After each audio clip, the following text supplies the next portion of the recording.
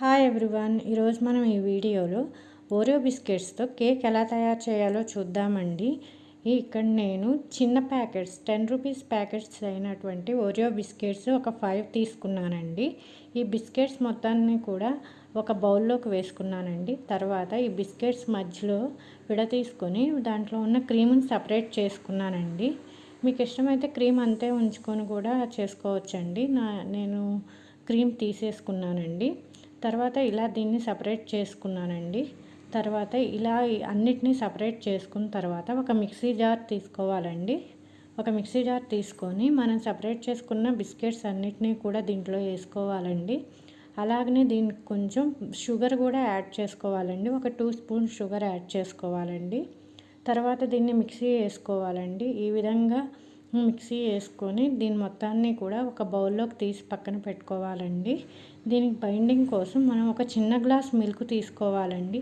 ఈ మిల్క్ని కొంచెం కొంచెంగా వేసుకుంటూ దీన్ని మిక్స్ చేసుకోవాలండి. ఈ మిక్చర్ మొత్తం కూడా ఒకేసారిగా పాలు పోసి మిక్స్ చేసుకోకూడదండి, గడ్డ కట్టేస్తుంది. అందుకని కొంచెం కొంచెంగా మనం పాలు పోసుకొని మిక్స్ చేసుకోవాలండి. కన్సిస్టెన్సీ ఈ విధంగా రావాలండి. ఈ విధంగా కన్సిస్టెన్సీ వచ్చిన తర్వాత దీన్ని మనం పక్కన పెట్టుకోవాలండి. తర్వాత ఈ కేక్ బ్యాటర్ కోసం ఒక గిన్నె తీసుకోవాలండి. ఈ గిన్నెకి కొంచెం ఆయిల్ పూసుకోవాలండి.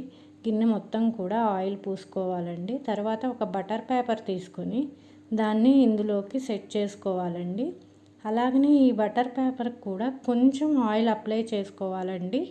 ఇలా అప్లై చేసుకోవటం వల్ల మన కేక్ అనేది ఈజీగా తీయటానికి వీలవుతుంది. అందుకోసంగా కొంచెం బటర్ పేపర్కి కూడా ఆయిల్ అప్లై చేసుకొని దీన్ని ఇలా సెట్ చేసి పక్కన పెట్టుకోవాలండి. తర్వాత మనం మిక్స్ చేసుకున్నటువంటి కేక్ బ్యాటర్ మొత్తాన్ని కూడా కొంచెం కొంచెంగా ఈ బౌల్లోకి వేసుకుంటూ సెట్ చేసుకోవాలండి. ఈ విధంగా మొత్తం వేసి దీన్ని అంతటినీ కూడా ఈ విధంగా స్ప్రెడ్ చేసుకోవాలండి. ఇలా కేక్ బ్యాటర్ మొత్తం కూడా దీంట్లో వేసిన తర్వాత దీంట్లో నేను కొంచెం డెకరేషన్ కోసం జీడిపప్పు వేసుకున్నానండి. ఒక స్టవ్ మీద ఒక గిన్నె పెట్టుకొని దాంట్లో ఒక స్టాండ్ పెట్టుకోవాలండి. మనం రెడీ చేసుకునే మిశ్రమం గిన్నెను తీసుకొని ఈ స్టాండ్ మీద పెట్టుకోవాలండి. దీని మీద మూత పెట్టేసి ఒక 20 మినిట్స్ ఆగాలండి. 20 మినిట్స్ ఆగిన తర్వాత ఇక్కడ చూపిస్తున్న విధంగా రెడీ అవుతుందండి. దీన్ని టూత్పిక్తో టెస్ట్ చేసుకోవాలండి. దీనికి ఏమీ అంటుకోకపోతే కేక్ రెడీ అయిపోయినట్టేనండి.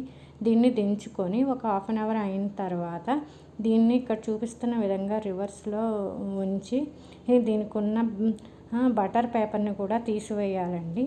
చిన్నగా తీసివేయాలండి. ఇలా తీసివేసిన తర్వాత కేకుని మనం రివర్స్ తిప్పుకోవాలండి.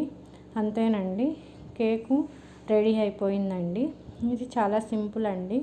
ఈవినింగ్ పూట పిల్లలకు కూడా ఎంతో ఈజీగా మనం చేసి పెట్టచ్చండి. ఒకసారి ట్రై చేయండి.